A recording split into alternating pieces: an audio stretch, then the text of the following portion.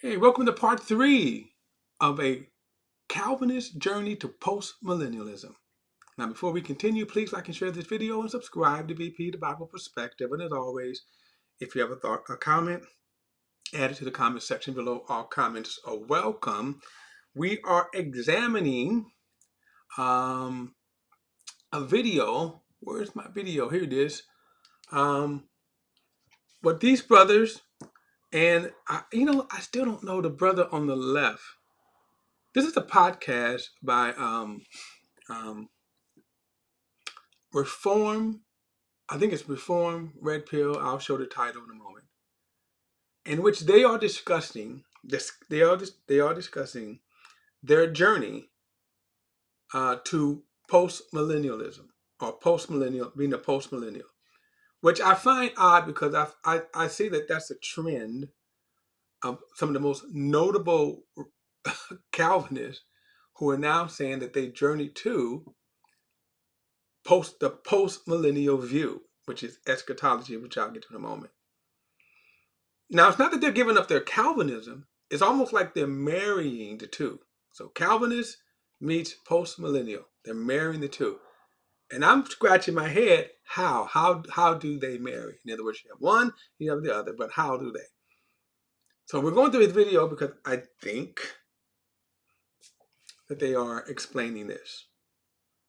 Now, postmillennial is, as I said, is an eschatology that believes that Jesus will return at the end of the millennial.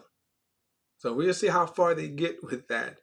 And I say that because it is very hard to find a video or a teacher explaining by scripture how they arrived at postmillennial. We hear statements, and a lot of times, for the most part, we hear their journey. Like, for the most part, this is their journey, but not, well, here's what this scripture means. If you say that Jesus is returning at the end of the millennial reign, so we can't call it Jesus' reign, but I don't know what to call the 1,000 years that's referred to in Revelation chapter 20. So then what the heck happened in Revelation chapter 19? You never hear them explain that. But that's the eschatology, okay? They are a part of a category. Like the 10, you got this category, which includes, maybe not limited to, amillennialism, preterism, and postmillennial, and their method. And that's why I separate them in that category, because their methodology of interpretation is everything is allegorical, or at least prophecy. It should be interpreted allegorical. Revelation is all allegorical. So the 1,000 years, allegorical. Still, even if you want to go with that, okay, we'll get to that later. Then the other view of eschatology, of course, is the pre, mid, and post-tribulation rapture position. All right. The Calvinist part, as I said, is you have to understand their view on Calvinism. And I don't know if it's necessary to understand their view on Calvinism to understand their journey to postmillennialism. I don't even see the difference. I don't see the connection. All right. But they are Calvinists, and that's the point here. They are Calvinists, which believes that God, and I'll do a quick synopsis, they believe that God, Calvinism is expressed in the acronym TULIP. They are also known as the 5 points of Calvinism. And so the T in TULIP, okay, is total depravity. The U in TULIP is unconditional election. God predetermines those to be saved before the foundation of the world. The L in TULIP is limited atonement. So since God only chose some and then choose the other, why waste the blood? Jesus' blood was only shed for those whom he chose. Then because you're chosen, God is going to, by his irresistible grace, draw you in. The P is in TULIP is the perseverance of the saints. I want to go back to the video now, and just been unpacking as they go along. So let's pick it up where we left off with them. Here we go. Oh, let me just say, this is the title of the video is 3 Scriptures That Convinced Me of Postmillennialism.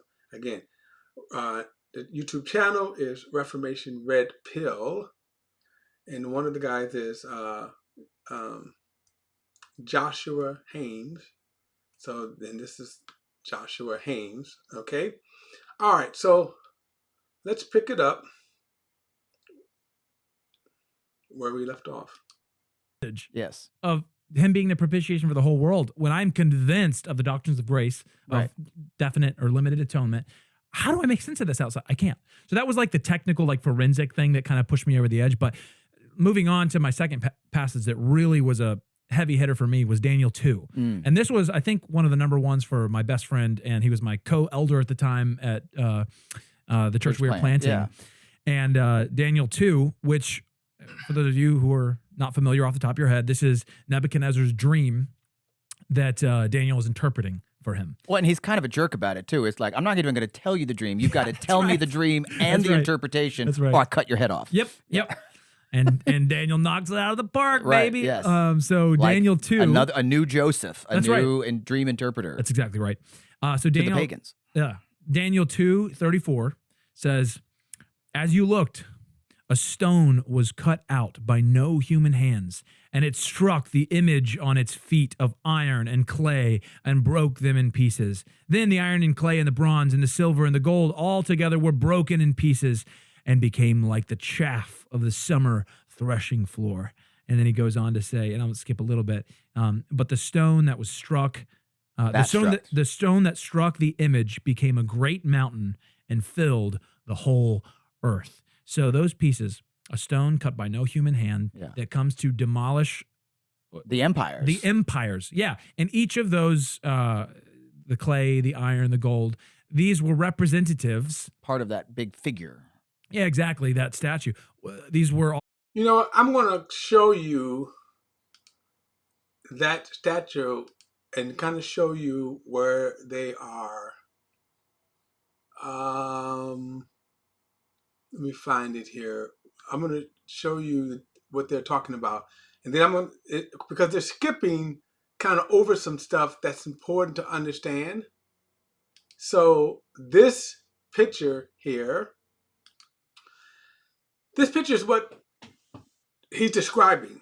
Now, the reason I'm going to kind of point this out and where they are going to cherry pick, because it's important to understand some things that's going on. So in Daniel chapter 2, God gives Nebuchadnezzar this dream. And as they said, he tells him, I don't even remember the dream. You got to tell me the dream and then interpret the dream. Then I know that you guys are on the up and up. Okay. Well, as it, of course, plays out, they couldn't, because God is the one who's given the dream, and God gives his man, Daniel, his prophet, the interpretation. The dream was this human form that represented from Nebuchadnezzar's day until the second coming of Jesus. And that's important to understand why they're cherry picking here and missing the point. So the 5 world ruling kingdoms, starting with Nebuchadnezzar, then the Medes and Persians, then the kingdom of ancient Greece, and then Rome. Rome would have been the time of Jesus. And then the last kingdom, which has not risen yet. This is the important one, because what Nebuchadnezzar saw was the rock, which represents the kingdom of Jesus, strikes the image, this human form, at its feet. Now that's important, because the rock could have struck the image anywhere and destroyed it and pulverized it. But it's timely, or you should understand where the timeline is, that he strikes it at the feet, and then he ends this man's time on earth. All right. So that's important to understand. And I'm going to go to, well, let me go back and I'm going to let him finish. And then I'm going to show you where again, some very important stuff that he's missing.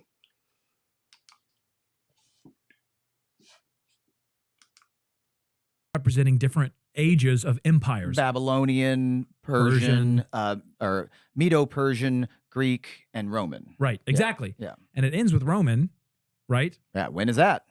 Right at the time of the real man himself. Yes. Yeah, the real. He gets the real music. The real one. Yeah, no, where Christ is the rock. We know that. Yes. He's the rock that's cut by no human hands. And what does he do? He comes to destroy the empires of this world and set up his eternal kingdom. Exactly. Yeah. And what happened to it? It struck the image and became a great mountain and filled the whole earth. Yes. Not just part of it. Right. Not just a little bit here and there. Not just Israel. The whole earth. Right. That is, I mean, I don't know how you get around that. Well, I don't know what he means by getting around. Like, who's getting around what? Okay, yeah. But let me show you what he's missing, though, which is very important, especially to his theory or theology on postmillennialism.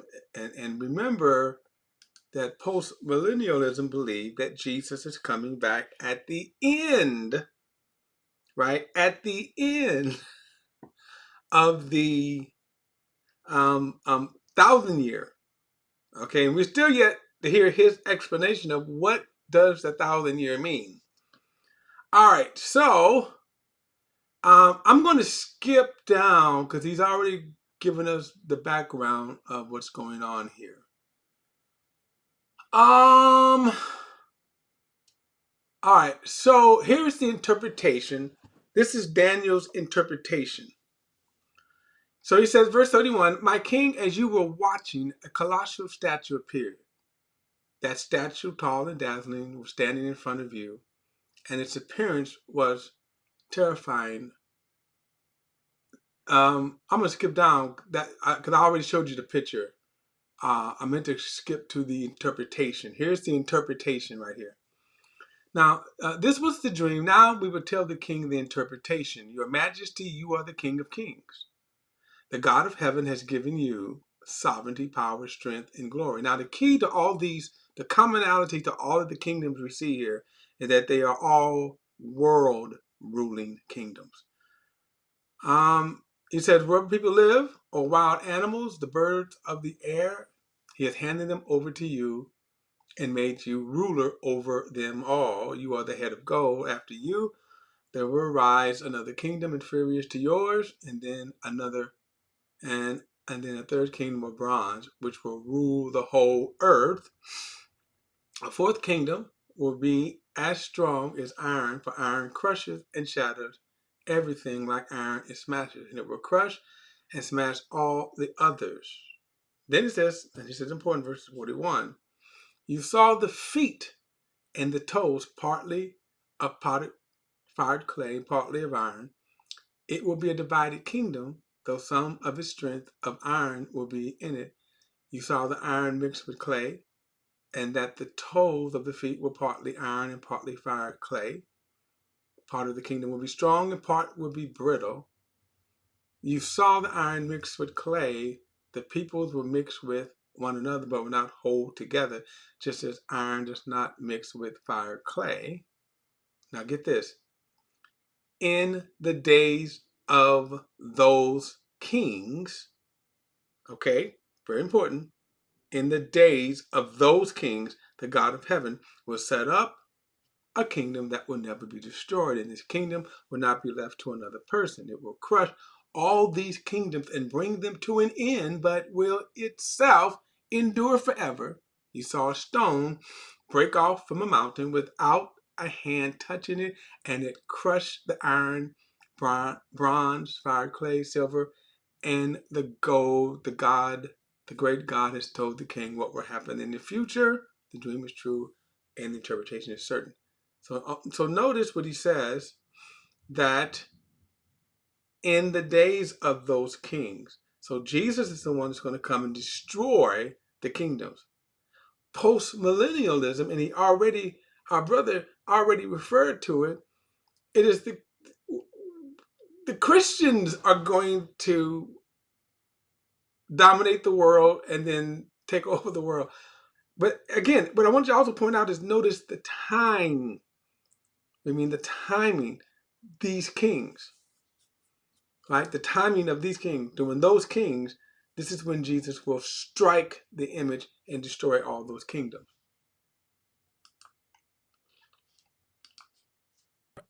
Do you know off the top of your head, because Daniel is a big favorite amongst dispensational premill people? Yes, right. Why is that? Because I cannot make sense of that. Well, I mean, they go in the later chapters and they just insert, like, okay, so in the middle of these weeks, there was a whole bunch more weeks, and every week is a decade. And time caps. And each guy with a different felt diagram of the mid-trib rapture kind of stuff has a different... Now I would say, talk about inserting, okay? The post-mill, again, woo, right? Okay. Interpretation. All you do is you create something where it says, when it says times, that actually refers to 1,000 years. Well, actually, it refers to 1,200 years. And like everybody has some different weird spin of how they can make it be that this is about Gorbachev in 96. This is about Putin in 2018. This, like, whatever they want to spin it on, they just come up with the math that makes it work. And then you get mixed in with weird Bible code or something else. Totally. Yeah. They bring in some other passage that lets them put the numbers together in the way that they want. Yeah. As opposed to the plain obvious meaning that is even there in the text is to say the head of gold is you. Yep. Like it's not rocket science, that it's meant to be a comfort to the people of God who are living through the Babylonian Empire, living through the writing on the wall during the Persian Empire, like down the line. This is telling up until the coming of Christ in plain terms. The only problem, though, with this thing, and so a lot of it is true because you have a lot of people that give their interpretations, and he's talking about Bible code and all that kind of stuff. He is not really explaining, of course, what he is tearing down. Well, remember, the dream was given to Nebuchadnezzar. The dream wasn't given to the Jews. Daniel interpreted. The dream was given to the king of Babylon. Okay, so it wasn't a comfort to the people, because if you think at the time that he gave the interpretation, they weren't around. This was the king's court. But when he says, so how do they get this? And he kind of throws the pre-trib and all that kind of stuff.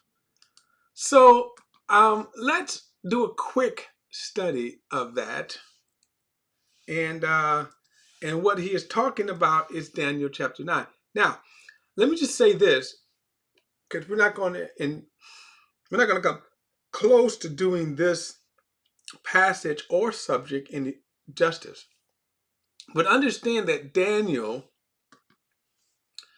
beginning with Daniel chapter 7, is basically Daniel 7, 8, 9, and then 10, 11, and 12. It is a kind of a different explanation of Nebuchadnezzar's dream. That's all it is. A different, explanation. Okay. So one of the things that he's talking about is that he doesn't explain. Now, again, I agree with him. There's a lot of wild interpretation. But remember, postmillennialism is a wild view that doesn't explain what the heck, the wild to it. But anyway, so just quickly, and this is why you can say that, watch this. So 70 weeks are decreed about your people. Now, this is the angel Gabriel explaining to Daniel this prophecy. 70 weeks, so that's a timeline, are decreed about your people and your holy city, to bring the rebellion to an end, to put a stop to sin, to wipe away iniquity, to bring in everlasting righteousness, to seal up the prophecy, and to anoint the most holy place. So watch this. So There are the 70 weeks. So this prophecy is about three things: the people, Israelites, Jerusalem, and the temple. That's what he said. And then he said 70 weeks are decreed about that. And then what is going to be accomplished to put a stop to sin, now to bring the rebellion to an end, put a stop to sin, and to wipe away iniquity, and to bring in everlasting righteousness, to seal up the vision and prophecy. That's with this, in the anointed most holy place. So, right. Then he said, verse 25, no one understands this, from the issuing of the decree to restore and rebuild Jerusalem until Messiah the Prince will be 7 weeks and 62 weeks. So 69 of these weeks. So how do we get the timeline here? He just told us what the timeline is. Beginning with what? The issuing of the decree. Well, what decree is he referring to? He says to restore and rebuild Jerusalem, which from this vantage point is a few years, because Daniel is kind of like the 70-year exile is about to end. This is sort of the explanation. So now no one understands this, from the issue of the decree to restore and rebuild Jerusalem. Where do we see this? You would have to go to Ezra chapter 1, when Cyrus the king issued decree for the exiled Jews to go back to Jerusalem and restore the city, the temple. He kind of brought them back into the land. That's what happened. He brought them back into the land. But he also said that from the issuing of this decree, 69 weeks would bring us to the Messiah. 69. So that's how you get a timeline. That's how you could say you get a timeline of saying that 70 weeks kind of broken down into 7. You can say 70 sets of 7-year period of time. Watch this, verse 26. After those 62 weeks, the Messiah will be cut off and will have nothing and will have nothing. That's what he's talking about. So the 69 weeks brings us to the time of Jesus. Then he goes on and he says right here, he breaks thought. He says, now the people of the coming prince will destroy the city and the sanctuary. Now this is all controversy here, because some people, and I would think that a postmillennialist would say this happened in AD 70. Okay, but let's just say if that's true. The people of the coming prince will destroy the city, and the sanctuary will end with the end will come with the flood, until there will be war, desolation, the decreed. Then, now watch this. So what he kind of blew off, here's what it actually says. He will make a firm covenant with many for 1 week. But in the middle of the week, he will put a stop to sacrifice and offerings. Now stop for a moment. Now, and the abomination of desolation will be on the wing of the temple until the decreed destruction is poured out on the desolator. So now he has to explain this, since he's sort of kind of glossing over it. So now he has to explain what this means. If you're going to say that what you call the premillennial and dispensational, right? If they got it wrong, then you should explain what this means. So what is a week? Because he says he makes a firm covenant in a week, and then in the middle of the week he breaks the covenant. Then the other thing is, he said, excuse me, he said that he put a stop to the sacrifice and offering, and then the abomination of desolation will be on the wing of the temple. So now if you go to Matthew 24, when Jesus says, when you see the abomination that makes desolation, spoken by Daniel the prophet. This is Daniel the prophet. This is what Jesus was talking about. So my point is, you need to explain what this means in. Now, dispensationalism, I don't agree with. It's a misuse. It is a misinterpretation, or it's a misdefining of the word dispensation, which simply means a management. Paul referred to his ministry as a dispensation, kind of a management. That God entrusted me to preach the gospel of grace. That's it in a nutshell. There are some people that break the world, humankind, down into 7 dispensation or ages, and I'm not going to really get into that. I don't agree with that. Scripture doesn't support that. But again, if you're going to say, okay, well, they're wrong, right? If you're going to say they're wrong, and remember I said that I had the two camps of eschatology.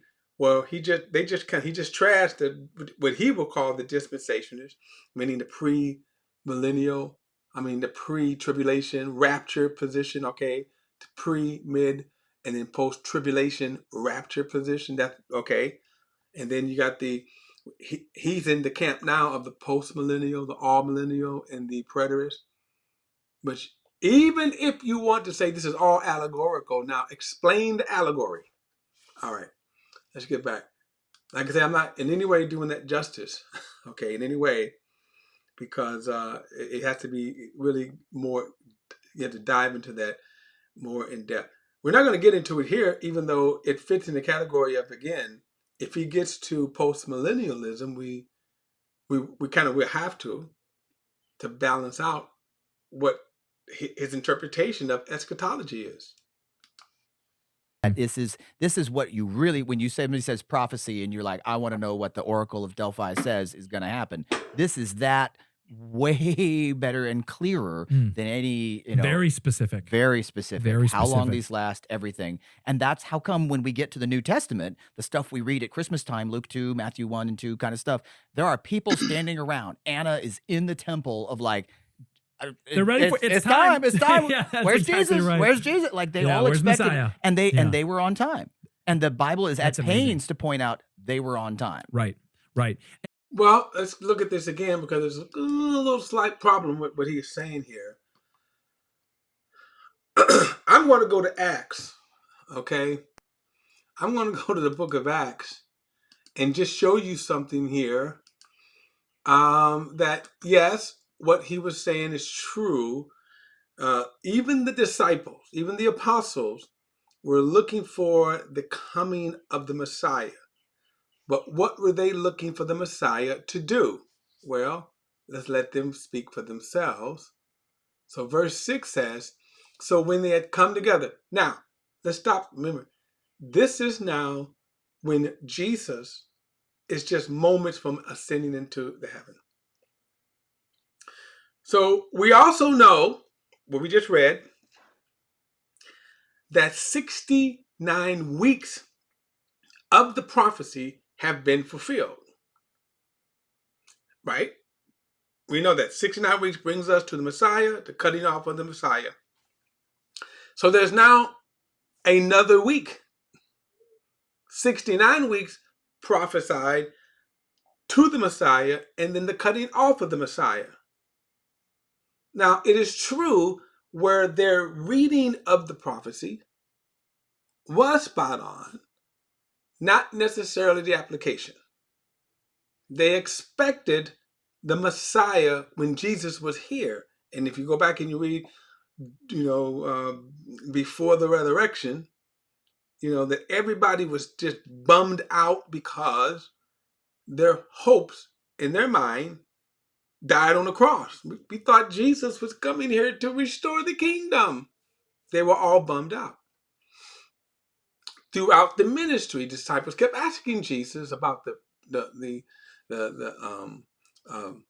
kingdom. They even was kind of like, who's going to be the greatest in the kingdom, right? But listen to this. So when they come together, they asked him, Lord, are you restoring the kingdom to Israel at this time?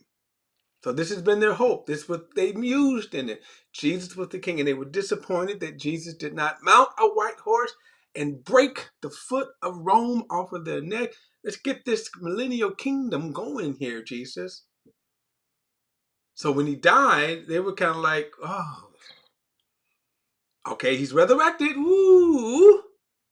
And, hey, let's get back to this kingdom business. So, Lord, are you restoring the kingdom to Israel? Because this is the prophecy. You remember the 70 weeks. The 70 weeks are decreed upon your people, your city, and the temple. Right? The prophecy, the 70 weeks. So now, okay, we were deflated because you died, but now you're risen. We got our groove back. Are you restoring the kingdom of Israel at this time. He said to them, "It is not for you to know the times, the period that the Father has set by his own authority." Wow. So there is time. So there are some times and periods involved here. He just said, it's not for you to know. But you will receive power when the Holy Spirit has come upon you, and you will be my witnesses in Jerusalem, in all of Judea and Samaria, and to the end of the earth. So what was the instruction to the Jewish apostles? Don't worry about the kingdom. You go be witnesses. You go out and witness to the ends of the earth. Okay? All right. But and then the key for us post mill people there is that last bit, and became a mountain that filled the whole earth. Yes. That rock, that stone that's cut out by story's still going. Yeah, exactly. It came. The kingdom was established when the king came. Yes. And he bound the strong man. And Revelation 20, we take Revelation 20 as in a partial preterist post mill perspective, that Satan is currently bound. Right. But people go, well, I see evil stuff. So let's stop for a moment. Now let's go to Revelation. So I'm saying, what the heck is that? But let's go. Let's watch this. Watch this.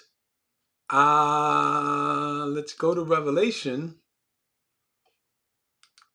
And we're going to do chapter 20. Now, again, there's a lot of gymnastics going on here. And then he scatters some other scriptures, again, that you just do a lot of gymnastics around. So let's take a look and read for ourselves. Before we do, however, let's do this. All right, I'm going to start here.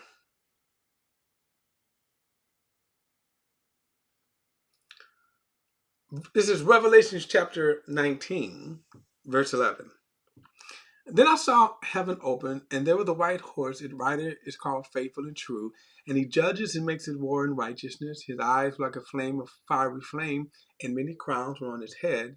He had a name written that no one knows except himself, and he wore a robe stained with blood, and his name is the Word of God. So there's no question about all these descriptions that this is Jesus coming back. Watch this.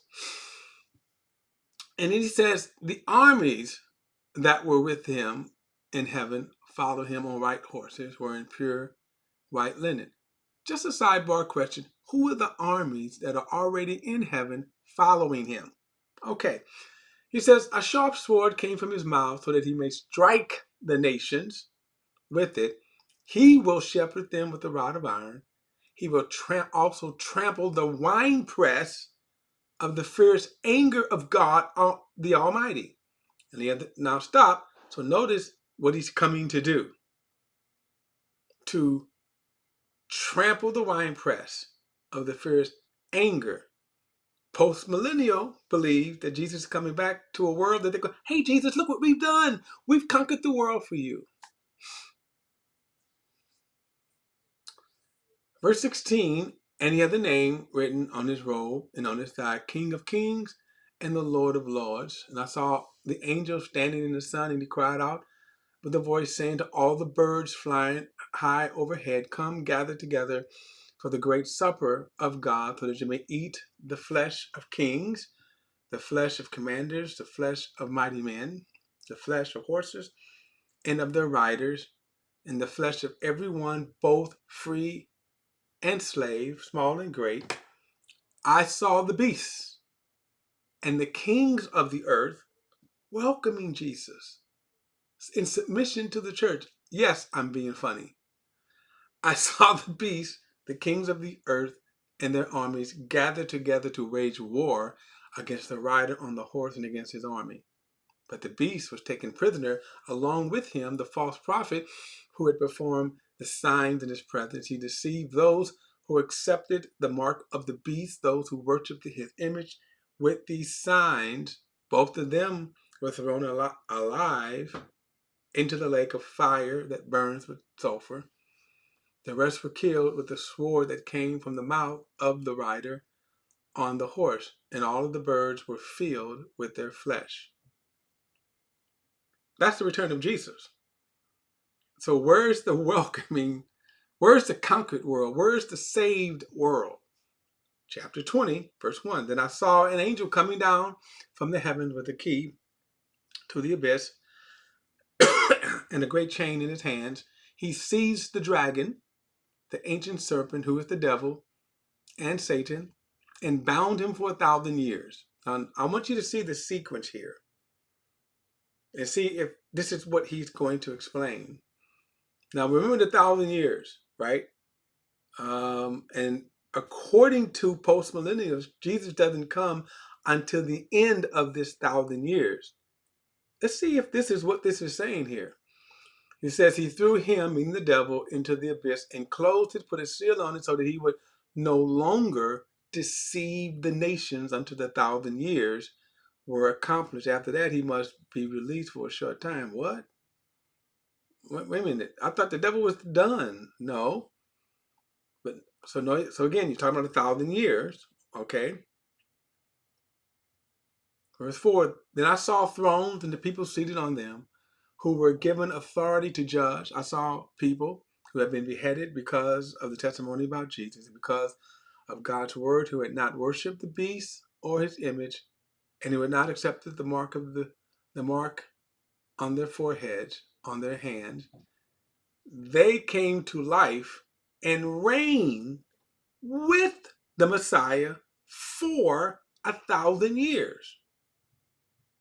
So how is Jesus coming back at the end of the 1,000 years? And so this is why this is called the 1,000-year millennial reign of Christ. They got Jesus coming back at the end of this period. So notice this.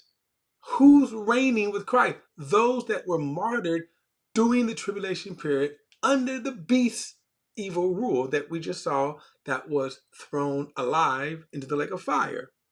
Now, they came to life, and then notice, they reigned with the Messiah for 1,000 years. The rest of the dead did not come to life until the 1,000 years were completed. This is the first resurrection.